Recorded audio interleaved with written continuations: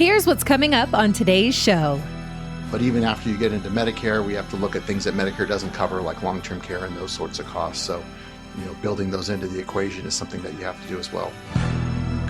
Hello, this is Mark Silverman, managing member and founder of Silverman & Associates, and I'm also a certified financial planner professional. I want to welcome you to the Saving with Silverman podcast.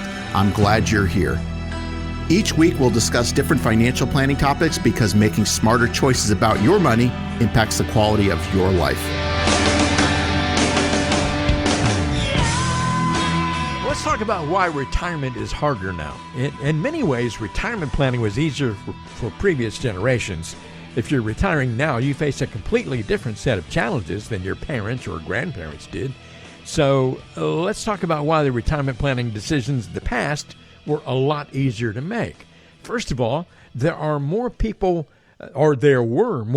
with pensions back in those days, and not all that many people have pensions these days, so that makes it more difficult to plan. Absolutely. I mean, pensions don't really exist unless you work for, the government, basically, in some form, some shape or form. You probably don't have a pension. Even if you work for a big company, most pensions have been frozen. So you may have a pension that you had earned early on and it stopped. Mm-hmm. So we don't see too many pensions. Some people do have them, but a lot of them don't. So, having a big pension is certainly a luxury that we don't see very often these days. Back in the old days of your parents and grandparents, I mean, people, may have retired, but then would, oftentimes, I hate to say this, but oftentimes they would die 2-3 years after they retired. Yeah, retirement wasn't even a thing a couple generations ago. You worked and you died. Yeah. Nowadays, so retirement's relatively new. Mm-hmm. And so, people weren't living as long. You worked and you died. Now people retire. And in some cases, people could have a retirement. If they're retiring in their 50s and 60s and they live into their 80s or 90s, you can talk about a 30-year retirement. So you could have as much in retirement and many years in retirement as you had in your working career. Yeah, think about it that way. It's so much more complicated now because there's so much planning that has to be done. And, you're kind of on your own. Well, you're living off your assets. When you're working and creating a cash flow, now you're taking those assets that you've saved, hopefully. And, if you do have a pension, Social Security, whatever else you might have, and you're taking that money and you're living off of that and making it last the rest of your life without spending it all. Yeah. So. Yeah.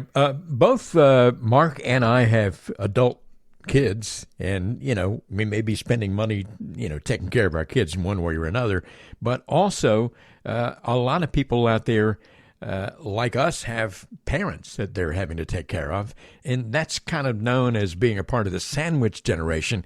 Back in the old days, that really wasn't much of a thing. No, it wasn't. Unfortunately, like I said, I still support my daughter who's in college. Fortunately, my father is fine. And so, but that could be a challenge where you have to take in, and when we do planning, that's some of the things that we look at is, even if your kids are older, are you still, supporting them in some shape or form? And, parents, do they need, care? Some people have to move them in with them or, provide, financial assistance. And so, we need to take those things in consideration as well. That's for sure.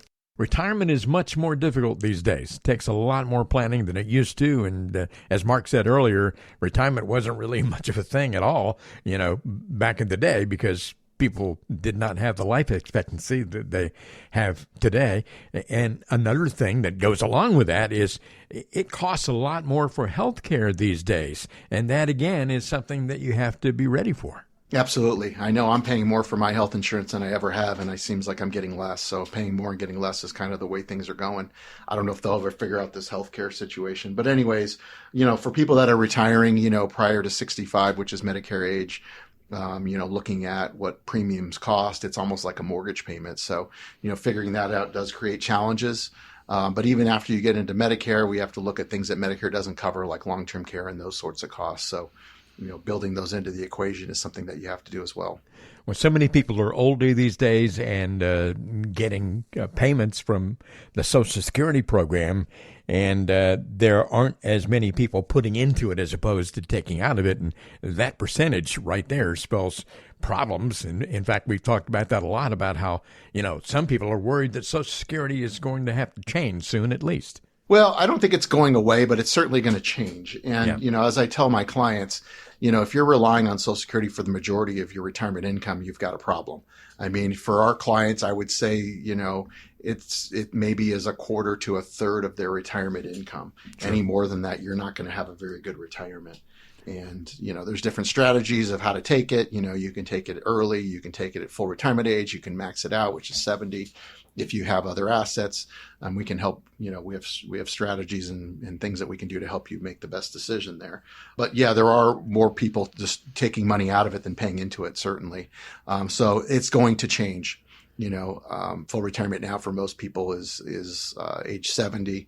That's probably going to have to be increased at some point, which makes sense because people are living longer too. Mm-hmm. And so something will change. It's got to change. What that looks like, we don't know yet. Not too many years ago, we can remember when interest rates were a lot higher than they are now, which also, takes away a lot of your ability to save as you're getting ready for retirement.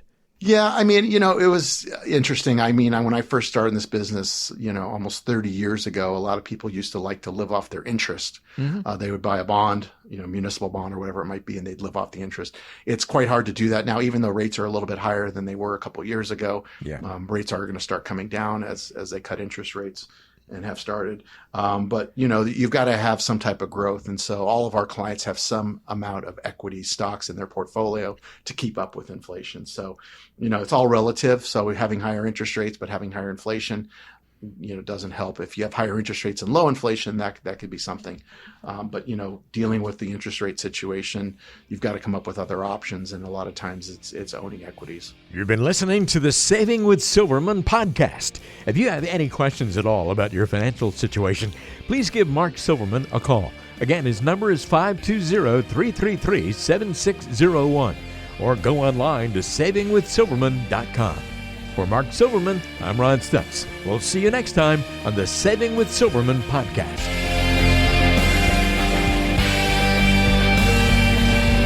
The Saving with Silverman podcast is brought to you by Silverman & Associates Wealth Management, LLC, based in Tucson, Arizona. The show is available on Apple Podcasts, Spotify, Google Podcasts, and everywhere you listen to shows. Subscribe to the show on your favorite app today and never miss an episode. Just search for Saving with Silverman to find us, or visit savingwithsilverman.com to listen to past episodes, to contact Mark, and to learn more about how to make smarter decisions with your money. Did you know that Mark Silverman also has a radio show? Tune in to Saving with Silverman Saturdays and Sundays at 3 p.m. on AM 790 KNST.